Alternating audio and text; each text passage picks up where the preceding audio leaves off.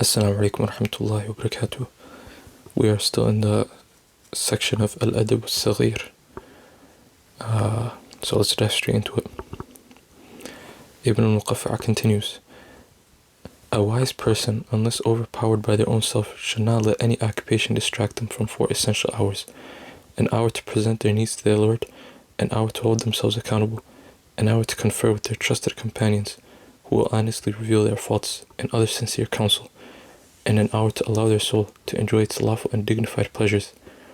For this last hour serves as an aid to the other hours.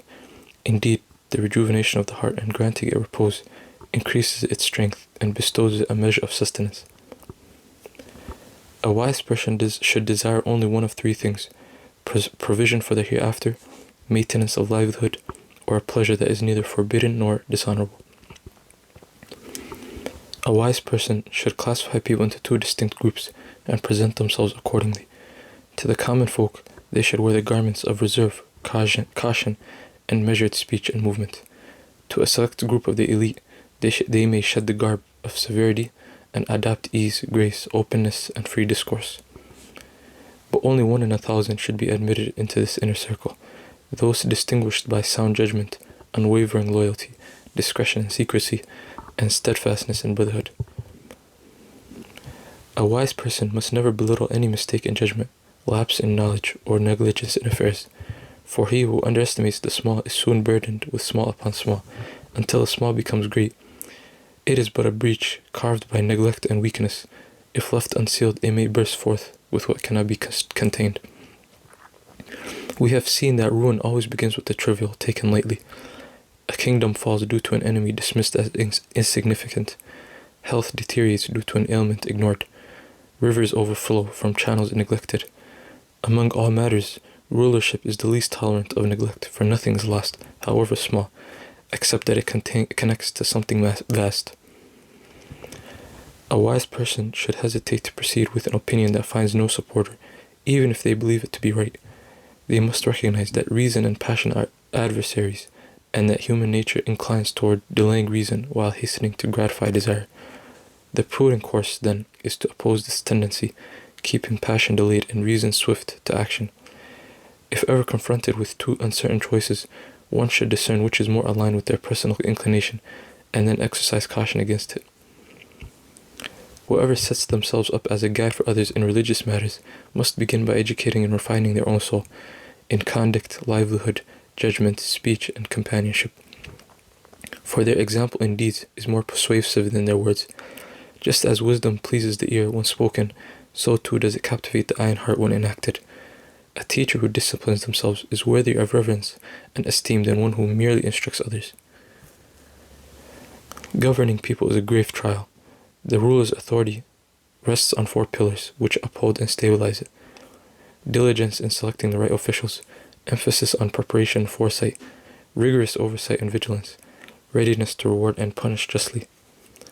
As for selection, it is the foundation of order and the key to managing far-reaching affairs. A single well-chosen man may be worth 1,000, for a worthy official will, in turn, select other worthy men. The chain of competence extends through their subordinates, multiplying its effect. As for preparation, not every intelligent or trustworthy person knows the best methods of governance. Even if they do, a ruler cannot merely rely on their knowledge. They must guide them explicitly, instruct them, and hold them accountable. As for oversight, if the ruler is watchful, they will be well informed, and if the official knows they are being monitored, they will remain vigilant. As for rewards and punishments, they ensure that the virtuous are strengthened and the corrupt are weeded out. Sovereignty cannot be maintained without ministers and aides. Ministers are of no use unless bound by loyalty and sincere counsel, and loyalty itself cannot exist without wisdom and integrity. The affairs of governance are many, and seldom does a single individual possess all or praiseworthy qualities. The key to stability, therefore, lies in the ruler's knowledge of the capabilities of those he appoints, what each man offers in judgment and strength, as well as the weaknesses he bears. Once this knowledge is firmly established, both from personal experience and from trusted advisors, the ruler must assign every task to the one best suited for it, ensuring that their strengths serve the role and their flaws do not undermine it. A ruler must also be wary of placing anyone in a position where moral integrity is unnecessary, for even if that person has integrity, it will be of no use there, nor should they entrust responsibility to a man whose flaws would prove detrimental in that role. Beyond selection, rulers must consistently oversee their officials and remain aware of their deeds, so that the merit of the righteous does not go unnoticed, nor the misdeeds of the corrupt. Above all, they must ensure that the virtuous are duly rewarded, and that neither the incompetent nor the wicked are left unchecked. For if virtue is neglected, the righteous will become disheartened, and if wrongdoing is tolerated, the corrupt will grow emboldened. Then order will collapse and governance will fail. Restricting one's pursuit preserves one's vigor, while high ambition leads to exhaustion. Whoever asks beyond their capacity deserves deprivation. To bear wealth poorly is to revel excessively in joy, and to bear poverty poorly is to be insatiable in seeking. The disgrace of poverty is lighter than the disgrace of wealth. Need with love is better than wealth with hatred. The world is ever changing. What is meant for you will come, despite your weakness, and what is against you cannot be repelled by your strength. When speech is adorned with metaphor, it becomes clearer in expression, more vivid in meaning, more pleasing to the ear, and broader in its influence. The gravest poverty is the absence of intellect. The worst solitude is the isolation of the stubborn. No wealth surpasses reason, and no companion is more comforting than consultation. A righteous person, in their wisdom and care for people, should conceal the faults of those who seek forgiveness, not publicizing or spreading them. When consulted, they should offer sincere and diligent advice, and when seeking counsel, they should cast aside hesitation, act decisively, and acknowledge the truth.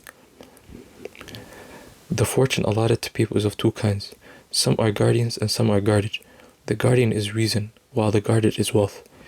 By God's will, reason secures fortune, comforts in estrangement, dispels poverty, discerns the obscure, brings prosperity, sweetens gains, elevates commoners before rulers, inclines rulers to heed the commoners, wins friends, and wards off enemies. The words of the wise, though few, carry great wisdom.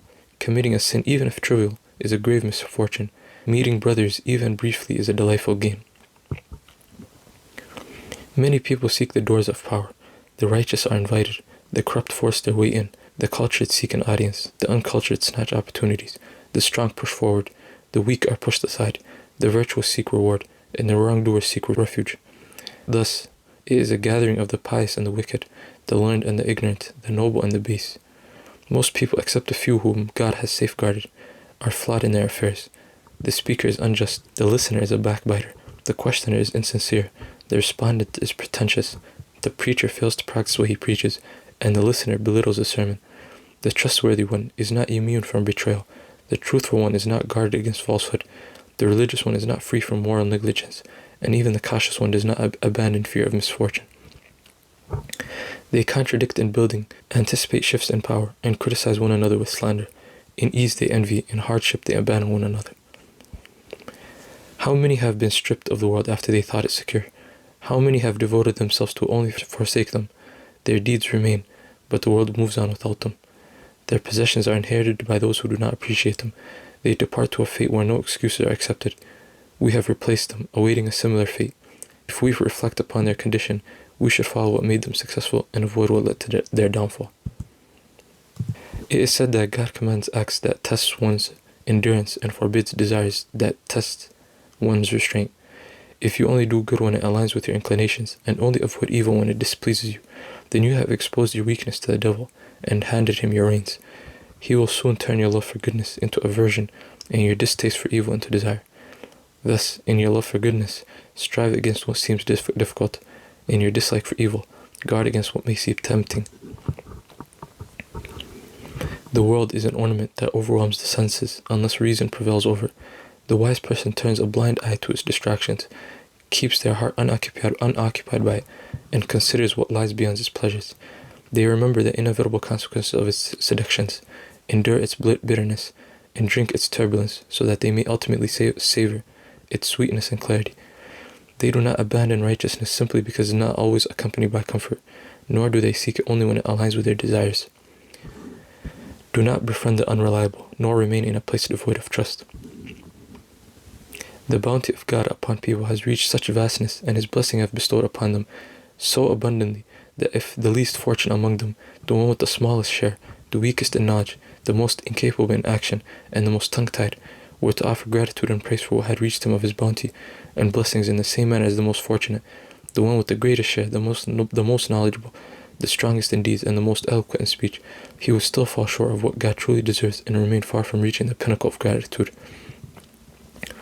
Whoever fulfills their share of gratitude to God, praises him, recognizes his blessings, and extols him in appreciation, has thereby secured for themselves closeness to him, a means of nearness to him, and an increase in the very blessings that they have expressed gratitude for, both in the goodness of this world and in the best of rewards in the hereafter. The highest proof of a scholar's knowledge and a righteous person's virtue is that they seek to reform as many people as they can with the knowledge and wisdom they have been given. They should encourage others in what they themselves desire, love for God, love for his wisdom, obedience to him, and hope for his generous reward in the hereafter. They should clarify what people gain by adhering to this path and the consequences of neglecting it. They should also pass down this knowledge to their family and acquaintances so that its reward continues to reach them even after their death.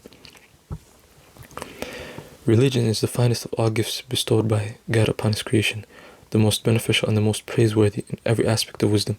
The virtue of religion and wisdom is so great that even the ignorant, despite their lack of knowledge, instinctively praise them. The most deserving of power are the knowledgeable, the most worthy of governance are the wise, and the most entitled to virtue are those who extend their virtue to others. The most deserving of knowledge are those who best refine others with it. The most rightful of wealth are the generous, and the closest to God are those most deeply grounded in truth, both in knowledge and action. The most steadfast are those furthest from doubt in God. The most correct in their hope are those with the strongest trust in him, and the most beneficial in knowledge are those who cause the least harm. The most pleasing among people are those who spread goodness, and the best in speech are those most helpful to others. The bravest are those most determined against Shaitan, and the most successful in argument are those who overpower desire and greed. The most rational are those least swayed by whims, and the most deserving of love are those who love themselves in a way that fosters self-discipline. The most generous are those who give wisely, the most at ease are those who bear hardships with patience, and the least overwhelmed are those with the greatest capacity to endure. The wealthiest are those content with what they have been given, and the most moderate in living are those furthest from excess. The most distinguished in beauty are those with the sharpest intellect, and the safest among people are those least predatory in nature. The most credible in testimony are those most truthful about others, and the most just are those who maintain peace with people the longest. The most worthy of blessings are those most grateful for what they receive. The best inheritance a father can leave for his children is noble praise, beneficial discipline, and righteous companions. The distinction between religion and opinion is that religion remains secure through faith, while opinion is established through argument. Whoever turns religion into a matter of dispute has reduced it to mere opinion, and whoever elevates opinion to the level of religion has made himself a legislator. One who legislates religion for himself has in reality no religion at all. Religion and opinion may sometimes appear similar. If they were not, there would be no need to distinguish between them. Arrogance is the scourge of the mind. Stubbornness is the seat of desire. Miserliness is the offspring of greed. Argumentation corrupts the tongue. Tribal greed breeds ignorance. And vanity is the twin of foolishness. Competition is the sibling of enmity. When you resolve to do good, hasten before your desires overpower you, for every moment that passes is a gain. Let not the low status of a man prevent you from benefiting from his correct opinion, or adopting his noble character. A pearl is not demeaned simply because the diver who retrieved it was of low rank. Among the signs of true success in learning is for a person to direct their pursuit of knowledge and etiquette toward what aligns with obedience to God, ensuring it brings benefit and acceptance. One should not exhaust themselves in pursuits that bear no fruit or waste their days on what yields no gain. Knowledge adorns its bearer in times of ease and serves as a salvation in times of distress. Innate intellect differs from acquired intellect, just as fertile land differs from barren wasteland.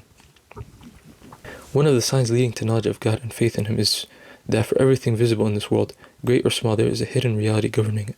He directs it, moves it, and manages its affairs.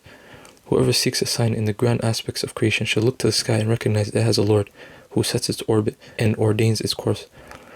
Whoever seeks a sign in the minute details should examine a mustard seed and acknowledge that it has a creator who nurtures its growth, provides its sustenance, and determines its appointed time for sprouting and withering. Likewise, the phenomenon of prophecy, dreams, and the occurrences within people's souls, things they do not consciously produce yet manifest in their words and actions, all point to a greater reality. Even those who doubt God, when faced with their own mortality, acknowledge that they did not create themselves. All of this guides one to God, affirming that He is the true and absolute reality. No one can genuinely believe that the world was created in vain. A just ruler holds a right over the people, and no affair, whether public or private, can be rightly managed except by his authority. Thus, a person of wisdom should be sincere in their counsel to rulers, offer them obedience, protect their secrets, refine their reputation, and defend them in word and deed. They should align their actions with the ruler's will, even if it opposes their own, and strive to counteract those who oppose or disrespect them. They should neither bear grudges nor conspire against authority, nor should they use their influence to belittle the ruler's decrees. Instead, they should uphold honesty and advice, remain steadfast in loyalty, and be grateful for any kindness received, knowing that no good reaches them except through God's protection granted via their ruler's justice. Among the indicators of true knowledge is a scholar's awareness of what they can comprehend and their restraint from what they cannot. They should cultivate noble virtues, reveal their wisdom without arrogance, understand their error and its people, exercise fairness in judgment, guide seekers of truth, and maintain sincerity in counsel.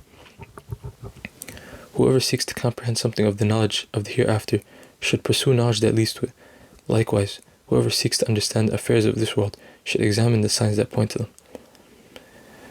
A person should be inquisitive, discerning between truth and falsehood, truthful in speech to be trusted, faithful to their commitments, and grateful to receive more blessings. They should be generous, to be worthy of good, merciful to the afflicted, to avoid affliction, and affectionate to prevent the corruption of their soul. The most just conduct is to measure others by oneself, doing unto them only what one would accept for oneself. Alright, this is where part 2 ends. Inshallah, I'll continue for part 3 next video. Assalamu alaikum.